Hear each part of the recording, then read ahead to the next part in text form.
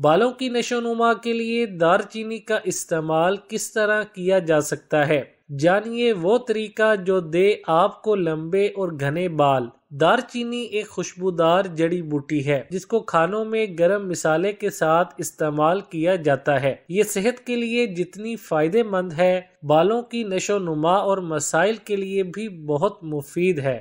کئی مطالعات میں یہ بات سامنے آئی ہے کہ دار چینی بالوں کے گرنے کو کنٹرول کر سکتی ہے اور بالوں کے مسائل کو ممکنہ طور پر کم کر سکتی ہے۔ بالوں کی نشوونما کے لیے دار چینی کا استعمال۔ نمبر 1، بالوں کو گرنے سے روکنے کے لیے۔ دار چینی پر کی گئی کئی تحقیقات سے پتہ چلتا ہے کہ دار چینی بالوں کے گرنے کو کنٹرول کرتی ہے اور بالوں کو روکنے میں مدد دیتی ہے۔ نمبر 2، جوؤں کا خاتمہ۔